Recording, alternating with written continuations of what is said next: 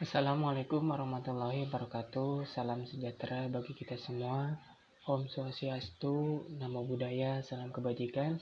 Alhamdulillah pada kesempatan kali ini saya Samsul Ma'arif, mahasiswa dari Fakultas Ilmu Sosial dan Ilmu Politik, Prodi Hubungan Internasional Universitas Al-Ghifari, dalam rangka menyelesaikan salah satu tugas dari mata kuliah Teori Perbandingan Politik dengan dosen pembimbing Dr. Ahmad Zakiuddin.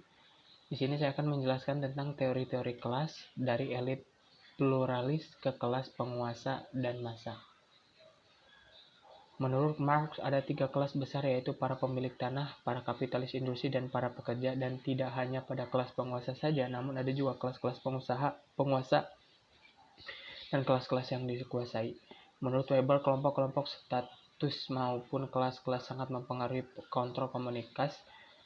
Kelompok-kelompok status dikemukakan dalam kelas-kelas ekonomi sastra dan tertingkat secara hierarkis menurut tuntutan-tuntutan pasar dan mencerminkan keragaman kepentingan dan preferensi, dan dapat terjadi perubahan vertikal seperti kelompok yang bawah bisa naik dan kelompok atas bisa turun kelas. Menurut Rebel, pemecahan kelas terjadi akibat nasionalis dan loyalitas etnik, sedangkan Marx percaya bahwa kesadaran kelas akan menyatukan kaum proletar kepada suatu kekuatan revolusioner. Ada 5 aliran kelompok ahli yang sekarang sedang berupaya merumuskan sebuah teori kelas, yaitu pluralisme, instrumentalisme, strukturalisme, kritikalisme, statisme, dan perjuangan kelas. Pluralisme adalah satu fenomena tersendiri Amerika Serikat. Instrumentalisme asal-usul dari studi-studi struktur kekuatan komunitas di Amerika Serikat. Pluralisme berpegang pada demokrasi didalilkan dalam beragam kepentingan dan penyebaran kekuasaan. Teori-teori pluralisme berkembang dan pemikiran ekonomi dan politik liberal.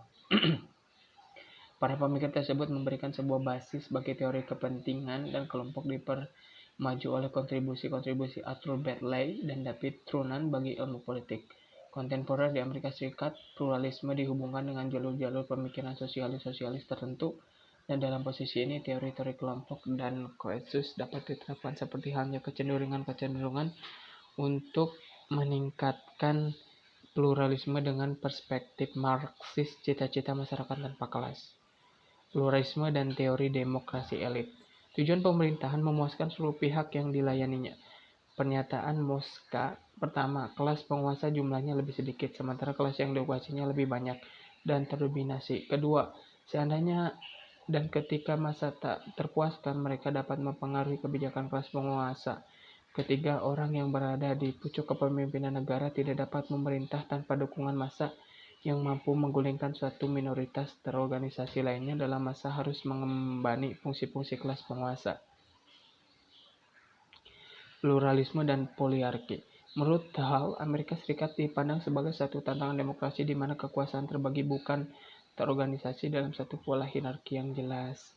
3 konsep dasar pluralisme adalah kelompok kepentingan, kekuasaan, dan konflik, di mana konsep kepentingan berfokus pada hubungan kelompok, sikap, dan kepentingan bersama.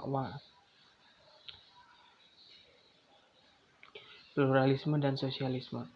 Dalam membedakan antara pluralisme organisasional, peningkatan otonomi relatif terhadap peningkatan jumlah organisasi, dan pluralis konfliktif, jumlah dan pola belahan-belahan yang relatif berkelanjutan, guna mencirikan konflik-konflik di antaranya kumpulan orang-orang tertentu.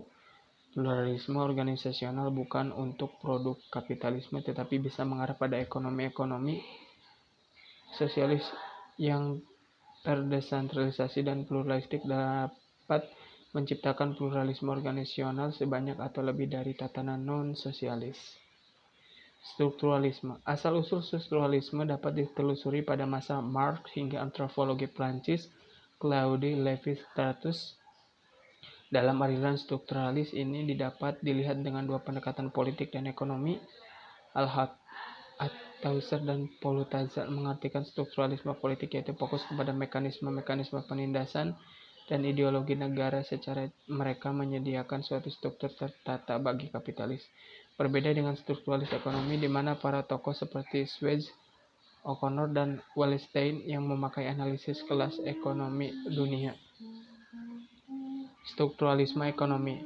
Teori mediasi kelas didukung oleh teoritis liberal di mana negara sebagai mediator sebagai kepentingan dari beragam kelas, sedangkan teori dominasi kelas yang didukung oleh terorientasi Marxis memandang negara sebagai instrumen kelas penguasa yang menjaga dan menjamin hubungan properti tertentu dan memperkuat serta menjaga stabilitas negara.